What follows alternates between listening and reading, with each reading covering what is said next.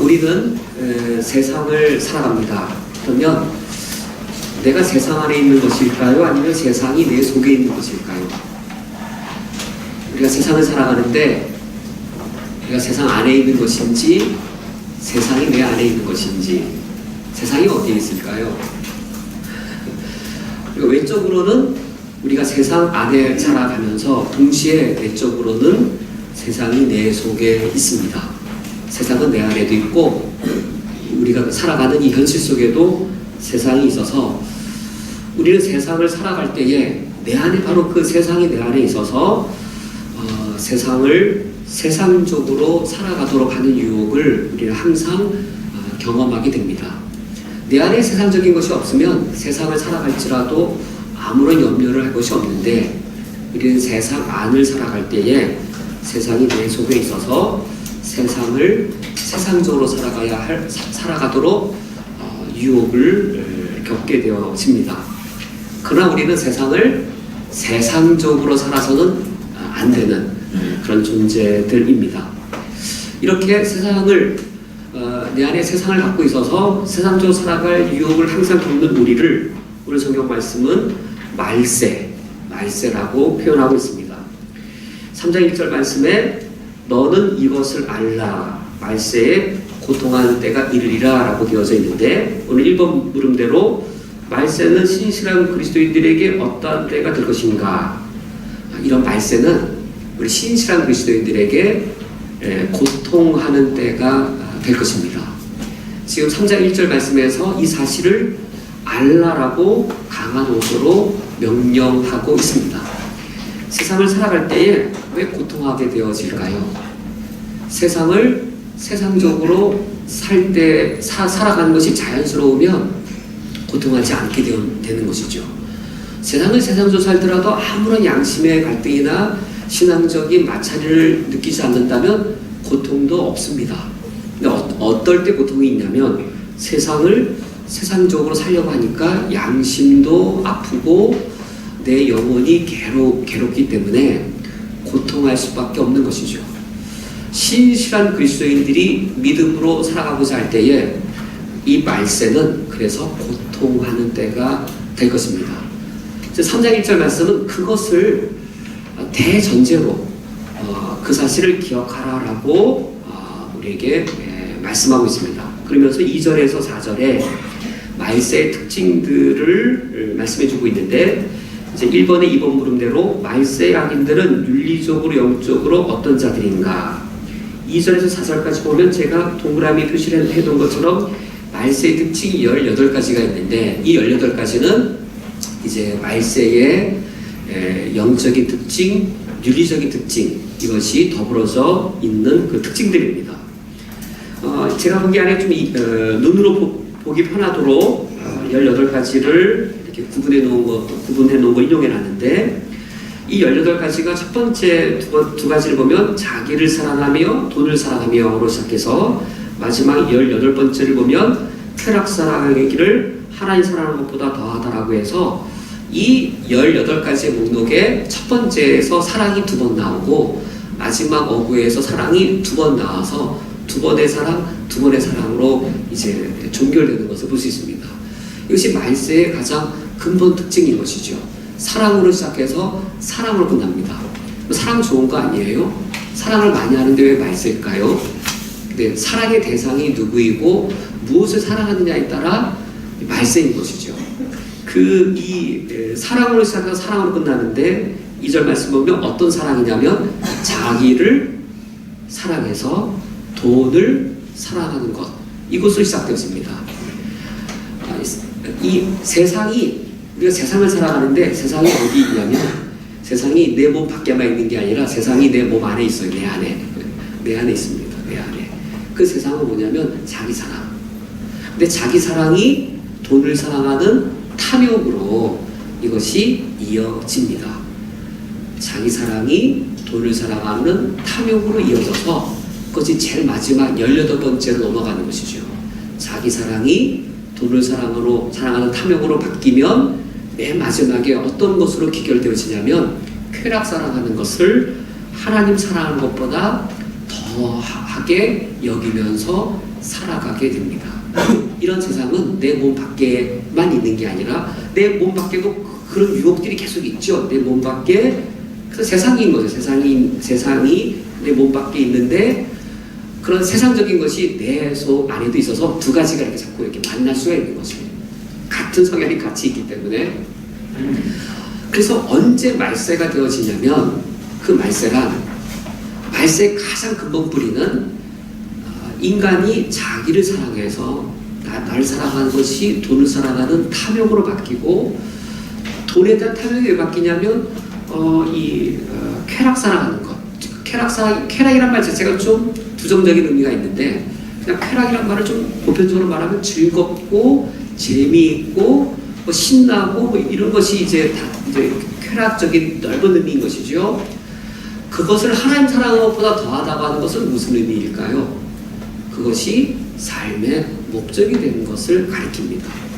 어떤 사람이 자기를 사랑해서 열심히 돈을 많이 벌기를 대단히 좋아하는데 그 목적이 즐겁게 사는 게 목적일 때에, 우리 그리스도인들은 삶의 목적이 그와 정반대 방향인 것이지요. 그래서 이 주석가가 이걸 이렇게 표현합니다.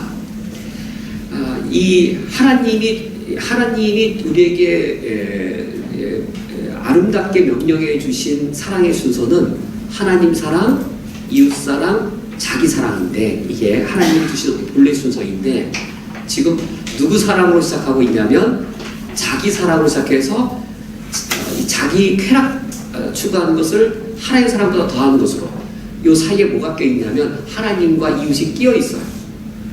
그러니 중간에 끼어있는, 자기 사랑 틈바구니에 끼어있는 하나님 사랑, 이웃 사랑은 얼마나 고통을 겪을까요?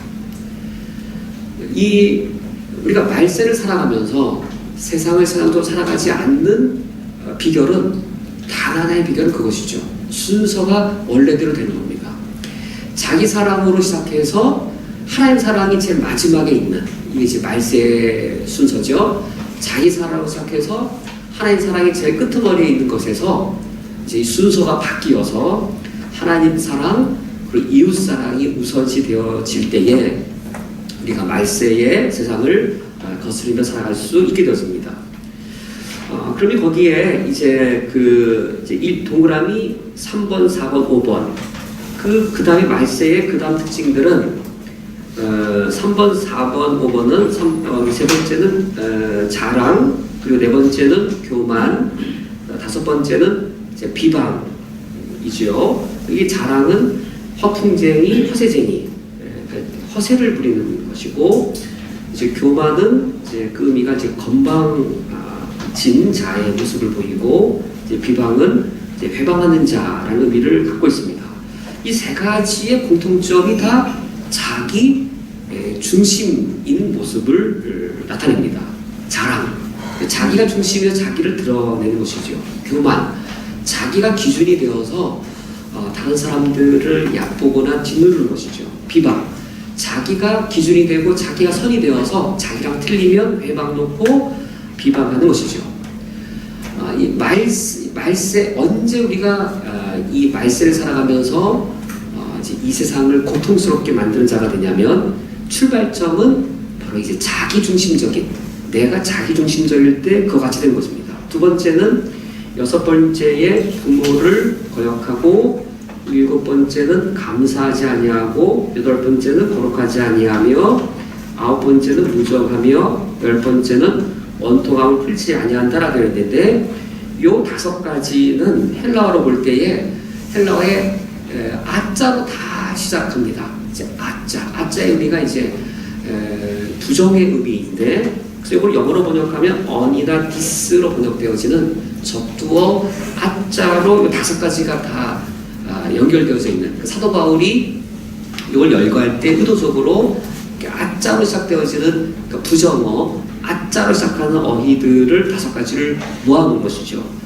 그 의미들을 놓고 보면 가정 안에서 부모와 형제에 대한 태도들을 의미합니다. 이게 순서가 처음에 자기밖에 모르고 자기중심적인 그런 엄마, 아빠, 아들, 딸들이 모인 거예요. 한 식탁에 모였는데 아버지도 자기밖에 모르고 엄마도 자기밖에 모르고 모여있는 아들, 딸들도 자기중심적이고 자기밖에 모르는 그런 가족들이 모였을 때에 그때의 자녀들은 부모에 대하여 거역하면서 그 가정에는 순종함이 없습니다. 그리고 그 자녀들은 가장 인간으로서의 가장 기본적인 감사는 이 부모에 대한 자녀의 감사인데 자녀가 부모에게 감사할 줄을 모릅니다. 그리고 여기 거룩하지 아니하며라는 이 해석을 이제 부모를 거룩하게 여겨서 자녀도 거룩한 존재가 되어지는. 근데 이 말세가 되어질수록 자녀들은 부모를 거룩한 존재로 존중하지도 않고 그래서 자신도 거룩하지 않은 존재가 되어집니다. 그리고 이 무정하며라고 하는 것은 동물들이 갖고 있는 이 어미가 새끼에게 갖고 있는 애정이 있는데 그런 정조차도 없는 것을 가리킵니다. 무정, 이제 정이 없는 것이죠. 가장 본능적인 정조차도 없게 되어지고 그리고 원통함을 풀지 아니하며 그러니까 이제 가족 간에도 이제 서로 다투고 싸우게 되어지면 가장 화해하기가 쉬운 것이 가족 관계여야 되는데 이제 피는 물보다 진하기 때문에 그래야 되는데 이제 남보다 못한 형제자매가 되는 거죠. 남보다 못한. 그래서 절대로 화해하지 않는. 그래서 말세가 되어지면 이처럼 한 사람 한 사람들은 자기중심적이고 이런 자기중심적인 사람들이 모인 가정은 이처럼 순종과 감사와 존경과 애정과 화해가 없는 그런 가정들이 되어지고 이제 더 넓은 단위로 사회가 되어지면 이제 11번째부터 17번째까지인데 11번째 모함하며 12번째 절제하지 못하며 13번째 사나운 것인데 이 세 가지가 또 연결되어져 있죠. 11번째 모함은 5번째에 비방하고 이제 연결되어지죠. 같은 말의 반복이죠.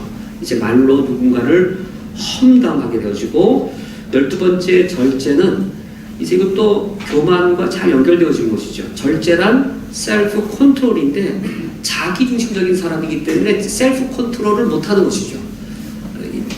자기밖에 모르고 자기 본의이고 자기가 살아있는 거죠. 자기가 누구보다 더 힘세냐면 내가 나보다 더 힘세서 내가 나를 어떻게 주체를 못하고 분이 나거나 화가 나면 내가 나를 조절 못하는 나보다 내가 더 힘이 센 그래서 이제 절제하지 못하고 그리고 이제 사납습니다.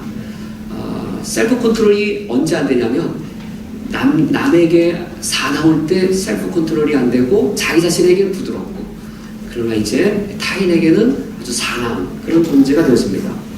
14번째, 15번째, 16번째, 17번째는 이제 다 결여되어져 있는 것들로 끝나는데 14번째에 선한 것을 좋아하지 아니하며 15번째 배신하며 16번째 조급하며 17번째 자만하며 여기 14번째 선한 것을 좋아하지 않는 이유는 선하기 때문에 좋아하지 않습니다. 선한 것이어서 좋아하지 않는 것이죠. 왜냐하면 자기가 악하기 때문에 선한 걸 선택하는 순간 악을 내려놔야 되기 때문에 선한 것이어서 오히려 선한 것을 좋아하지 않습니다. 선하게 사는 것을 불편하게 여기고 선하게 사는 것을 부담스럽게 여기고 선한 것을 좋아하지 않습니다. 선한 걸 받아들이면 내가 지금 악을 해가던 걸 내려놔야 되기 때문에 선한 것이 결여되어져 있고 그리고 배신하면서 신뢰가 결여되어 있고 조급하기 때문에 인내하는 것이 가능하지 않습니다. 옆 사람에 대해 도무지 인내해 주지 않고 이웃에 대해 도무지 오래 참지 않고 조급하게 되어지고 또 자만하여서 겸손이 결여되어진 그래서 이것들은 비사회적이고 이런 반사회적인 특징들을 갖고 있는데 이 모든 이 항목들이 자기 사랑으로 시작해서 자기 사랑으로 끝나는 이 테두리 안에 놓여져 있습니다. 이런 세상이 우리 몸 밖에만 있는 게 아니라 내 몸 안에도 있기 때문에 우리 그리스도인들은 성령 하나님께서 우리를 인도해 주셔서 우리가 누구를 거슬러 살아가야 될까요? 무엇을 거슬며 살아가야 될까요? 내 몸 밖에 세상도 거슬러 살아가야 될 뿐만 아니라 내 안에 있는 나의 본성 자체를 내가 스스로 거스르며 살아갈 수 있도록 성령님의 은혜를 덧입어야 되는데 그것이 바로 경건의 능력입니다. 무엇이 경건의 능력인가? 이제 이 페이지에 2번 경건의 능력을 부인하는 자들 말세 악인에게도 무엇을 갖고 있었는가? 3장 5절 보면 경건의 모양은 있으나 라는 말을 보면 말세 악인들도 경건의 모양을 갖고 있습니다. 그렇다면 방금 살펴본 2절에서 4절은 교회 밖에 있는 불신자를 묘사한 것일까요? 교회 안에 있는 교인을 묘사한 것일까요? 경건의 모양을 갖고 있다는 거 보니까 이 사람은 기도도 하고 헌금도 드리고 또 교회 생활도 하고 봉사도 하는 사람이에요. 그게 경건의 모양이잖아요. 방금 2절에서 4절에 묘사된 이 말세에 묘사된 사람들은 교회 밖에 있는 불신자들에 대한 묘사라기보다도 문맥을 보면 교회 안에 그리스도인, 교회 안에 기독교인에 대한 묘사입니다. 이번에 2번 그러면 그들은 무엇을 부인하는 자들인가? 이러한 자들은 실상 어떠한 기독교인 또는 종교인에 불과한가? 그들은 경건의 모양을 갖고 있지만 경건의 능력은 부인하는 자들입니다. 무엇이 경건의 능력인가 하는 거예요. 경건의 모양 우리가 이제 잘 알죠. 종교적인, 기독교의 종교적인 것들, 헌금 생활, 또 교회 봉사 생활, 기도하는 것들, 이런 것들이 기독교의 종교인데 유창하게 기도 잘할 때 경건의 모양입니다. 또 11조를 아무리 내 월급이 적어도 정말 결단 열심히 하고 11조 생활 성실히 하는 것도 경건의 모양입니다. 새벽 기도에 빠지지 않고 나오는 것도 경건의 모양이고 또 이제 40일 금식 기도하는 것도 경건의 모양인데 이런 경건의 모양을 구원받지 아니한 비중생자나 하나님의 자녀가 아닌 사람도 이런 경건의 모양을 충분히 갖출 수 있습니다. 목회자에게는 이거 구분하는 게 가장 중요한 일이에요. 목사에게는 이게 제일 중요한 일이에요. 제가 교육전도사 할 때 담임 목사님이 그렇게 진단해 주셨는데 전사님들 앞으로 목회할 때 누가 제일 괴롭힐 줄 알아? 구원받지 못한 사람이 장로 됐을 때야 라고 말씀하셨는데 정말 그렇습니다. 구원받지 않았는데 교회 중직자가 되거나 심지어 구원받지 않은 사람이 목사가 되었을 때 가장 교회에 큰 걸림돌이 되어져요.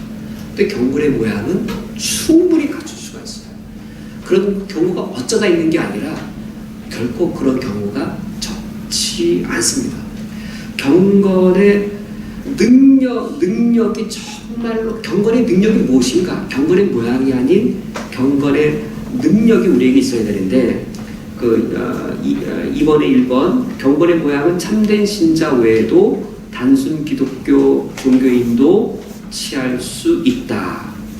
여기 고린도전서 4장의 말씀에 보면 사도 바울을 통해서 경건의 능력이 무엇인지를 볼 수 있습니다. 4장 11절에 바울의 모습을 보면 바울이 이 시각까지 우리가 줄이고 목마르며 헐벗고 매맞으며 정처가 없고 또 수고하여 친히 손으로 일을 하며 모욕을 당한 즉 축복하고 박해를 받은 즉 참고 비방을 받은 즉 권면하니 우리가 지금까지 세상의 더러운 것과 만물의 찌꺼기 같이 되었도다. 바울의 능력이 아니라 바울의 연약함밖에 보이지 않습니다. 이건 자랑거리가 도무지 될 수 없는 것들이죠. 이처럼 무능하고 무기력하고 아무 일도 할 수 없는 우리 조금 전에 그 남아공의 선사님의 이야기 들었을 때 무장강도가 들었을 때 얼마나 무능력한가요? 정말 무능력하잖아요. 지금 그 이상의 무능력이잖아요. 그리스도인들은 이 세상에처럼 무능력을 경험합니다. 정말 무능력하잖아요. 하나님이 무장강도가 나타났을 때 왜 친히 나타나셔서 무장강도를 물리치지 않으셨을까요?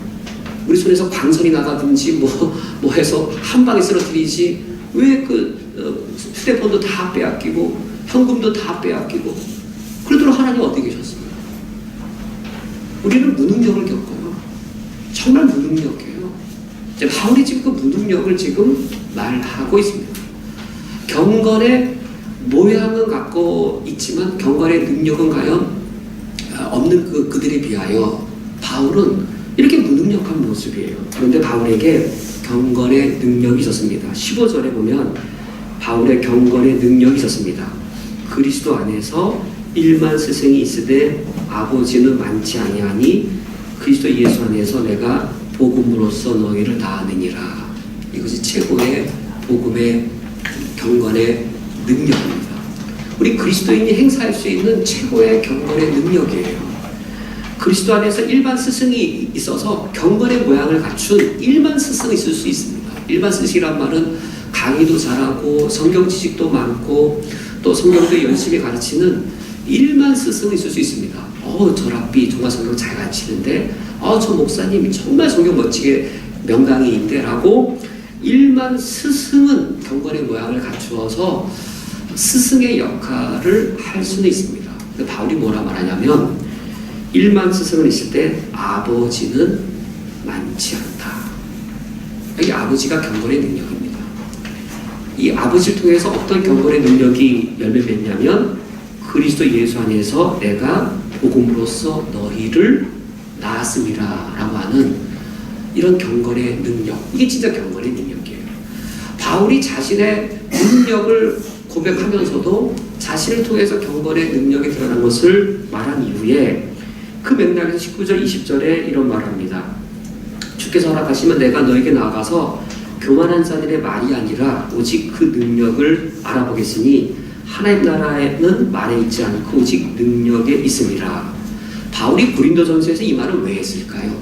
바울이 고린도전서를 쓰면서 그리스도 안에 일반 스승이 있다라고 말할 때 일반 스승이 있다라고 말할 때 어느 교회 안에 스승들이 많았을까요? 고린도 교회였어요.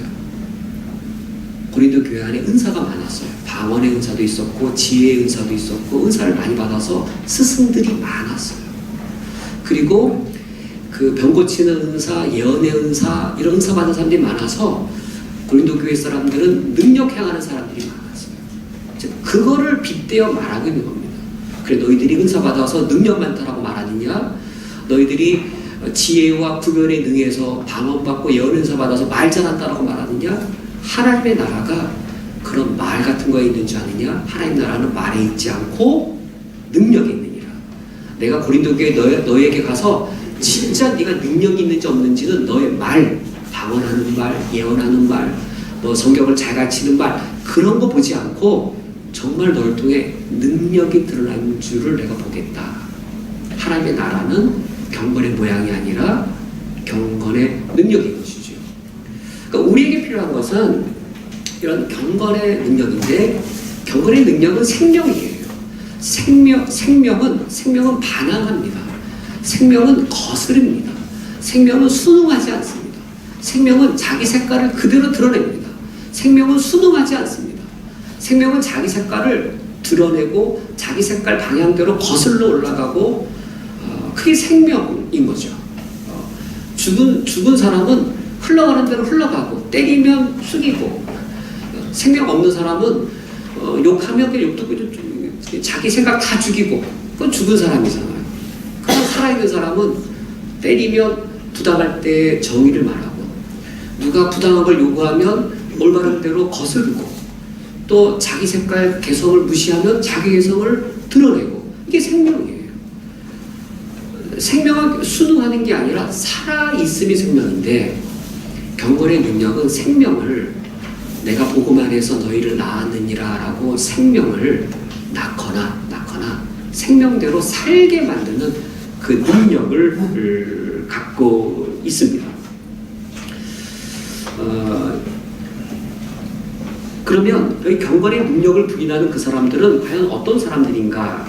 이번에 기독교의 참된 능력을 부인하는 그들의 실상은 어떤 자인가? 고린도전서 2장과 3장에 세 종류의 사람이 있습니다. 지금 이제 사도 바울의 고린도전서 2장, 3장, 4장을 이렇게 주로 인용하게 되었는데 2장 14절에 보면은 육에 속한 사람, 2장 15절에 보면 신령한 사람, 3장 1절에서는 육에 속한 사람, 세 종류의 사람이 있습니다. 이게 장으로 이렇게 끊어서 그렇지 연달아 있는 구절입니다.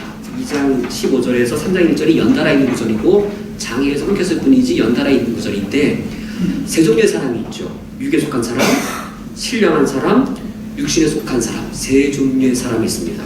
육에 속한 사람은 2장 14절에 하나님의 성령의 일을 받지 아니해서 그는 그것들이 그에게 어리석게 보이는 십자가가 어리석게 보이는 사람이어서 성령의 일을 받지 않습니다. 이 육에 속한 사람은 구원받지 못한 비중생자를 가리킵니다.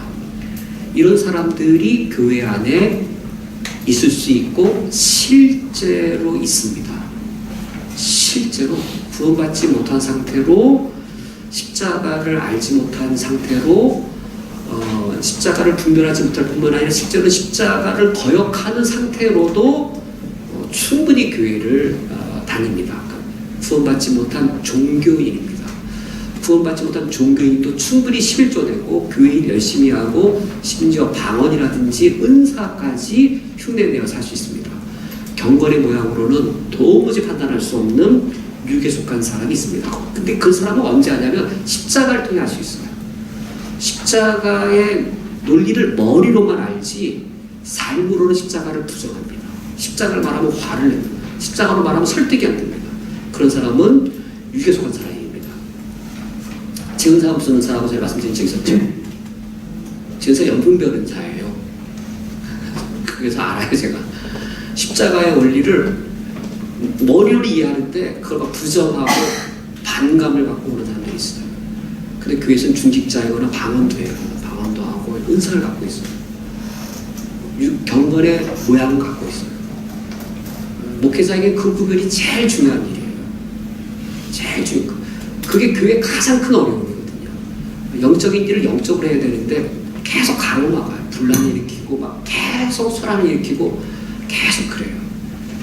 이 육에 속한 사람이 구원받지 못한 사람인데 교회를 다니는 종교인입니다.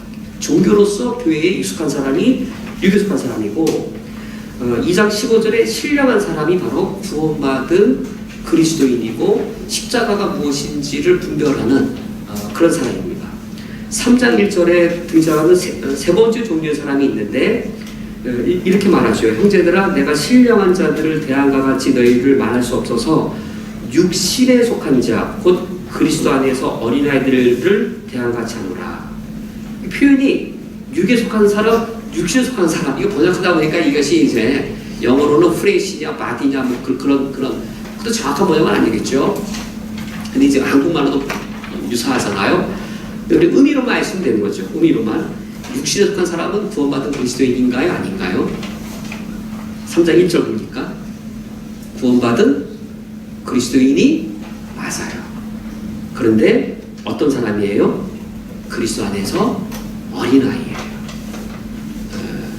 그러니까 그리스도 안에서 어린아이란 말은 영적으로 미성숙한 사람이고 영적으로 미성숙하냐의 그 분별은 십자가가 표준이 되어져요.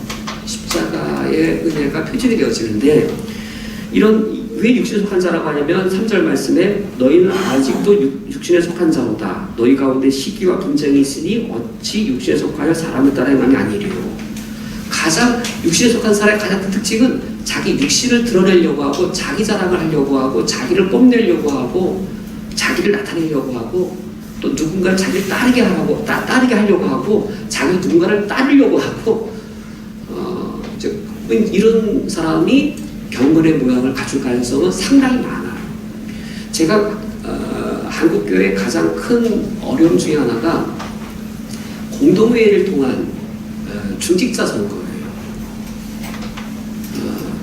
하나님만 알게 일하시는 분들은 선출될까요? 교인이 한 1000명쯤 되어지면 누가 누군지 몰라요. 이렇게 이름에 후보가 떠도 누가 누군지 몰라요. 정말 하나님만 알게 일하시는 분들은 정말 안 돼. 당선되기 진짜 힘들어요. 누가 되기 좋을까요? 육신에 자기 막 나타내는 분들 있잖아요.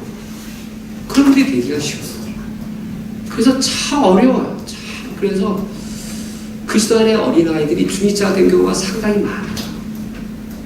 뭐 교회인이 한 50명, 30명일 때 다 아니까 이렇게 되는데 교인이 한 1000명쯤 되어지면 이름도 잘 모르는데요. 뭐 누가 시무권사님 후보가 올라왔는데 누군지도 모르겠는데요. 그러니까 누구 찍어라 또 뭔가 많이 봤던 사람이 이렇게 많이 오고 그러니까 이제 어려움이 그렇다고 그 제도를 없앨 수도 없고 또 그 제도가 좋은 제도거든요. 그 제도의 한계이지 나쁜 제도는 아닌데 그렇게 이제 이게 육신에 속한 사람이 경건의 모양을 갖출 가능성이 매우 있습니다. 이렇게 세 종류의 사람을 나눌 때에 경건의 모양은 있으나 경건의 능력을 부인하는 사람은 정말로 구원받지 못한 육에 속한 사람이거나 구원을 받았으나 아직 영적 어린아이일 가능성이 매우 높습니다. 그래서 3페이지에 3번 교회 안에 종교인들로부터 내가 돌아서라. 사도 바울은 디모데에게 세속적인 종교인들로부터 돌아서라고 명령한다. 사도 바울은 빌립보 교인에게는 어떻게 권면했는가? 사도 바울이 골로새 교인에게는 어떻게 권면했는가? 그러니까 이제 우리가 이제 여기 내가 정말로 육에 속한 그리스도인일 수도 있겠고 아직 육신에 속한 그리스도인일 수도 있겠고 또는 내가 신령한 그리스도인이라 할지라도 모든 면에서 신령할 수는 없어요. 항상 나에게 약점들이 있기 때문에 그런 부분에서 우리가 돌아서야 될 부분들이 있습니다. 어떤 분은 물질에 있어서 약할 수 있고 어떤 분은 명예에 의해서 약할 수도 있죠. 어떤 분은 시기 질투로 약할 수도 있죠. 저마다 내 안에 아주 센 놈이 있어요. 세상이 내 안에 있는데 센 세상이 나한테는 이 녀석일 수 있기 때문에 그러니까 모든 면에서 이 거룩한 자일 수는 없고 내 안에 세상적인 센 놈 어떤 녀석이 있을 수 있기 때문에 우리가 그런 것들로부터 돌이켜야 하겠습니다. 3번에 1번 십자가의 원수로 행하지 말라. 빌립보서에서는 바울이 이렇게 말합니다. 내가 여러 번 너희에게 말하였거니와 이제도 눈물을 흘리며 말하노니 여러 사람들이 그리스도의 십자가의 원수로 행하였습니다. 여기 그리스도의 십자가의 원수란 단어만 띄어서 읽어보면 불신자라고 생각되어지죠. 그렇죠? 그리스도의 십자가의 원수요 단어만 딱 띄어 읽으면 완전 불신자예요. 근데 문맥을 보면 불신자를 가리키는 것이 아니죠. 바울이 교회 그 성도를 붙잡고 이야기한 거예요. 한 번 이야기한 게 아니고 여러 번 이야기를 했어요. 그냥 단순히 이야기한 게 아니고 눈물을 흘리면서 간절하게 간곡하게 말하는데 한두 명이에요, 여러 명이에요. 그런 사람이 18절에 한두 명이 아니고 여러 사람이 그리스도의 십자가의 원수로 행한다라고 말하고 있습니다. 말세가 된 거예요. 내 안에도 세상적인 게 있고 이 세상이잖아요. 그래서 경건의 능력으로 우리가 살지 않으면 경건의 모양을 갖춘 그런 종교인으로 언제든지 우리가 남을 수 있는 것이죠. 여기 십자가의 원수는 도대체 누구인가? 라고 할 때에 19절 말씀에 그 십자가의 원수로 행한 사람 그 그리스도인들을 묘사해주고 있는데 그들의 마침은 멸망이요 그들의 신은 배요 그 영광은 그들의 부끄러움에 있고 땅의 일을 생각하는 자라. 그러니까 그리스도인인데 불신자와 똑같은 겁니다. 생각하는 것이 불신자하고 가치관이 별 차이가 없는 거예요. 그리고 욕망도 예수 안 믿는 사람이 욕망하는 거하고 별 차이가 없는 거예요. 교회 안 다니는 하나님을 안 믿는 사람처럼 생각하고 하나님이 안 믿는 사람처럼 원하고 살아가는 거예요. 그러한 그리스도인을 향해 사도 바울은 그리스도의 십자가의 원수라고 말하고 있습니다. 그 사람들의 가치관은 그들의 신은 배요란 말은 그들의 어떤 가치관을 말해주는 것일까요? 그들의 신, 그들의 하나님은 이 배예요, 배. 뭐가 하나님인 거예요? 이 배가 이게 비유적인 거죠. 그들의 하나님은 그들의 배다. 먹고 사는 거죠, 먹고 사는 거. 배불리 먹고 사는 게 그들의 하나님이고, 그래서 땅의 일을 생각하고, 이럴 때 우리에게는 하나님을 믿는 신앙이 경건의 모양으로만 남고, 경건의 능력이 제한될 수 있음을 기억해야 하겠습니다. 그럼 어떻게 우리가 경건의 능력을 드러낼 수 있을까? 20절과 21절에 사도 바울의 이 신앙 고백에서 우리의 경건의 모양이 아닌 경건의 능력이 드러날 수 있는데 바울이 이렇게 말합니다. 그러나 우리의 시민권은 하늘에 있는지라. 거기로부터 구원하는 자 곧 주 예수 그리스도를 기다리노니 그는 만물을 자기에게 복종하게 하실 수 있는 자의 역사로 우리 낮은 몸을 자기 영광의 몸의 형체와 같이 변하게 하시리라. 라는 이 소망에서 우리의 경건의 능력이 가능하게 되었습니다. 여기 우리 시민권이 하늘에 있다는 말은 과연 어떤 의미를 가리키는 것일까요? 우리 이 땅을 살아갈 때에 땅을 살아갑니다. 그런데 하늘 백성으로 살아갑니다. 땅을 살아가는데 하늘 백성으로 살아간다는 말은 관념이 아니고 실제적인 겁니다. 하늘 백성으로 이 땅을 살아갈 때에 그건 이거죠. 하나님 나라는 아직 안 왔어요. 하나님 나라는 이 땅에 왔어도 부분만 왔어요. 하나님 나라가 이미 시작되었지만 완성은 안 됐어요. 매우 작은 한 파편이 지금 이 땅에 임했을 뿐입니다. 그런데 하나님 나라의 법을 언제 지키기 시작하는 것일까요? 하나님 나라는 언제 완성되어지냐면 예수님 재림 때 하나님 나라가 완성되었습니다. 하나님 나라는 지금 왔어요, 안 왔어요? 하나님 나라는 여기 있다, 저기 있다 하지 말지니 하나님 나라는 너희 속에 이미 임하였느니라라고 하여서 하나님 나라는 이미 왔어요. 우리 속에도 있고 크리스찬 연합교회 안에도 하나님 나라가 이미 임했어요. 근데 완성되지는 않았습니다. 하나님 나라 법을 언제 지키실래요? 하나님 나라의 법을 언제 지키실래요? 하나님 나라가 완성됐을 때 지키실래요? 아니면 완성되지 않은 지금 지키실래요? 우리 시민권이 하늘에 있다는 말은 관념이 아니에요. 아직 완성되지 않은 하나님 나라의 법을 지금 지키는 것을 가리킵니다. 그래서 말세에 살아갈 때 그리스도인이 고통하는 거예요. 하나님 나라는 예수님 재림하실 때 완성되는데 우리는 하나님 나라의 법을 그때 가서 지키는 게 아니고 지금 지키기 때문에 하나님 나라의 시민으로 살아갑니다. 그게 얼마나 비현실적이에요? 그저 비현실적인 거예요. 전에 교수님이 미국 유학을 갔을 때 이야기를 해주시는데 미국 유학 생활이 이제 학기 마치고 돌아와야 되니까 4년이나 5년 걸리겠죠. 그러면 4년, 5년 동안 살고 돌아올 텐데 집을 살까요? 유학생이니까 돈도 없겠지만 새 차를 살까요?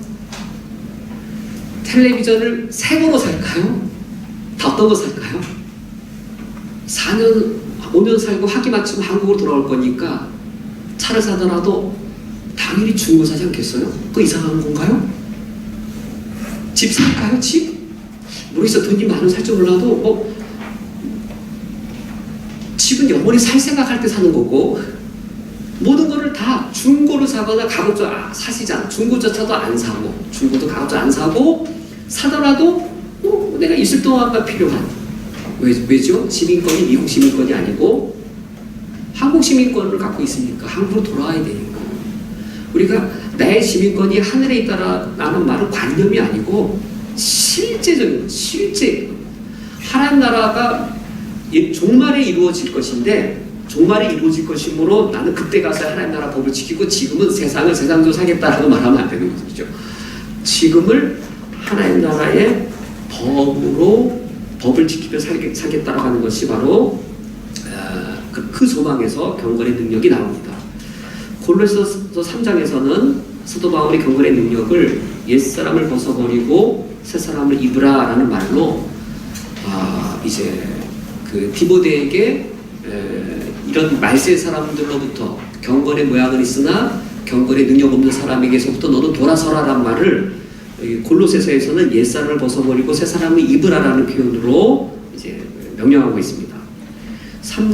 골로새 3장 1절과 2절에 보면 위의 것을 찾으라, 위의 것을 생각하라, 그리고 땅의 것을 생각하지 말라라는 말을 통해서 우리 가치관이 바뀌지 않으면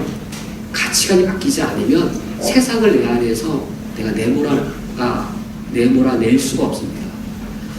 이 세상을 세상적으로 안 살려면 바뀌어야 될 게 두 가지잖아요. 내 생각이 바뀌어야 되고 마음이 바뀌어야 돼요. 생각이 바뀐다라고 하는 것은 가치관이 형성되는 걸 말하고, 마음이 바뀌는 것은 이 욕망 자체가 새로워지는 것을 말합니다. 요즘 청년들에게, 전에는 얼마 전에는 그리스도인의 직업관을, 요즘은 그리스도인의 결혼관을 계속 배우고 있는데, 생각이 바뀌어야 이 세상을 세상적으로 살지 않을 수 있는 것이죠.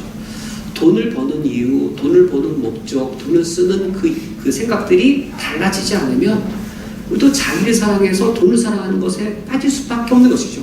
생각이 바뀌지 않으면, 생각이 바뀐다는 말은 성경적 가치관을 우리가 수용하지 않으면 생명이라고 하는 건 세상을 거스르는 것이고, 나와 다른 것에 대해 거절할 줄 아는 것이고, 생명이란 내 색깔을 드러내는 것인데, 그 내 색깔을 드러낸다는 것이 바로 그리스도인의 가치관이고, 땅의 것을 생각하지 않고 하늘 것을 생각하는 하늘 백성의 가치관입니다.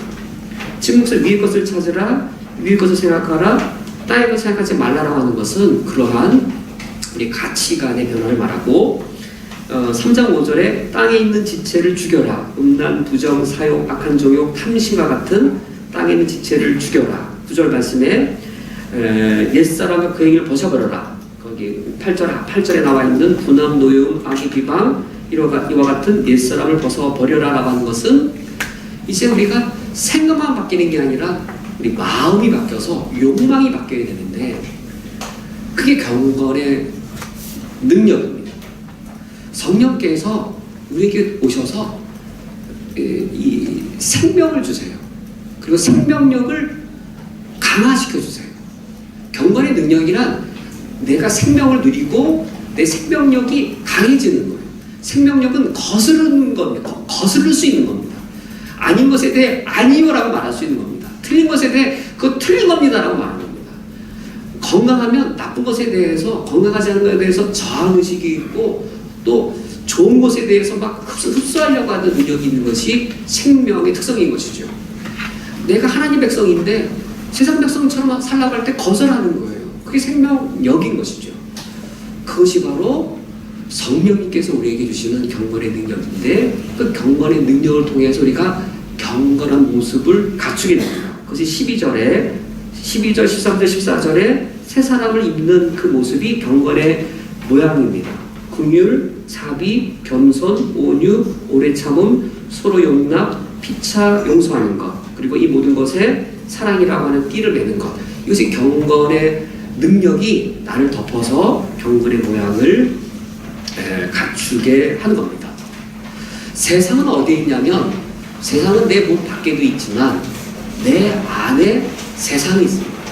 내 안에 있는 세상은 이미 우리가 말씀을 본 것처럼 자기 사랑이 돈에 대한 사랑으로 탐욕이 되어져서 즐겁게 살려고 하는 쾌락 사랑이 하나님 사랑보다 더한 것으로 내 안에 있을 때, 그것을 거스르고 그런 옛사람을 죽일 수 있는 것이 바로 경건의 능력입니다. 이제 마지막 4페이지에 그리스도 없는 거짓된 복음. 1번, 거짓된 복음은 특히 누구를 유혹합니까? 거짓된 복음이 환영받는 근본 이유는 무엇입니까? 거짓 복음은 참된 진리를 깨닫게 할 수 있습니까? 라고 할 때 3장 6절 말씀에 이 거짓 복음이 특히 누구를 유혹하냐면 어리석은 여자를 유혹한다 되어 있는데, 그 여자를 말하는 게 아니고 비유적인 것이죠. 여기서 어리석다라고 말하는 것은 지적인 어리석음을 말하는 게 아니라 도덕적인 어리석음을 말합니다. 도덕적으로 어리석은 여인을 유혹하는데, 왜냐하면 6절 하반절에 그 여자는 죄를 중히 지고 여러 가지 욕심에 끌린 바 된 그 여인입니다. 도덕적으로 옳지 못한 것에 죄악된 거죠. 욕심을 내는 거예요. 성실히 일해서 100만 원 버는 거하고 한탕에서 1억 버는 것에 욕심을 내는 거예요. 사기쳐서라도 돈을 버는 것에 욕심을 내는, 그 부도덕한 거잖아요. 거짓 복음이 환영받는 이유는 무엇일까요? 그런 우리의 죄성을 만족시켜주기 때문입니다. 우리가 언제 거짓 복음에 유혹되기 쉽냐면 윤리적으로 부도덕할 때예요.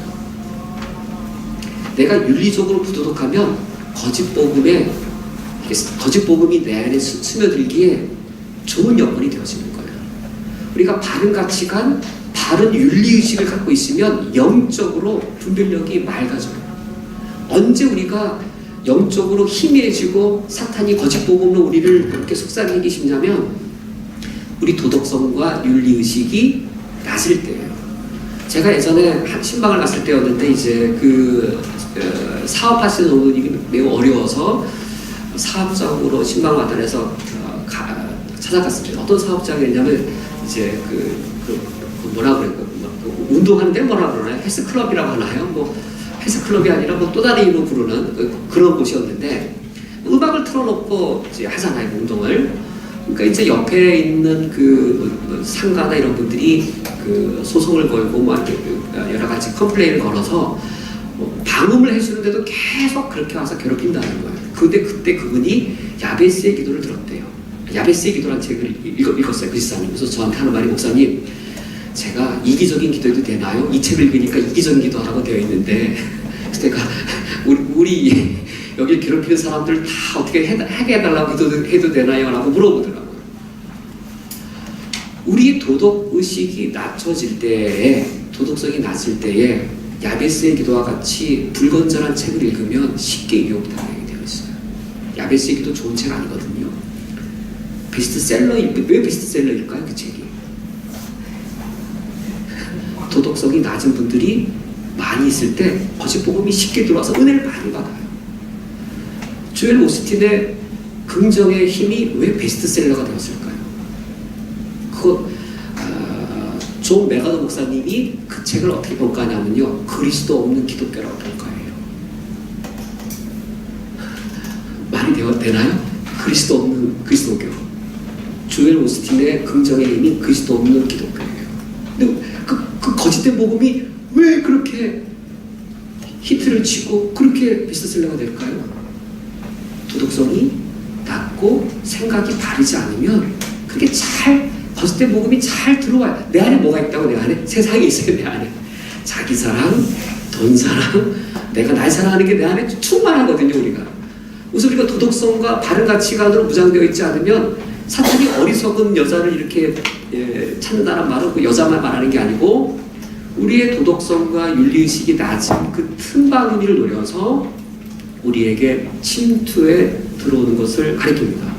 8절 말씀에 얀네와 얀부레가 진리를 대적한 사람들을 등장하는데 그 사람 특징은 마음이 불패한 자요 믿음에 강하여는 버림을 받은 자라고 되어 있는데, 얀네와 얀부레와 같은 거짓 복음을 선포하는 자들이 과거에만 있었던 게 아니고 오늘날에도 여전히 있습니다. 방금 언급한 조엘 오스틴의 긍정의 힘, 가장 미국에서 대표적인 교회일지라도 그래도 그 잘못된 것은 그랬던 것은 저의 평가가 아니라 존 메가더 목사님의 평가입니다. 제가 평가하면 아무런 권위가 없고 존 메가더 목사님의 그리스도 없는 기독교에 불과합니다.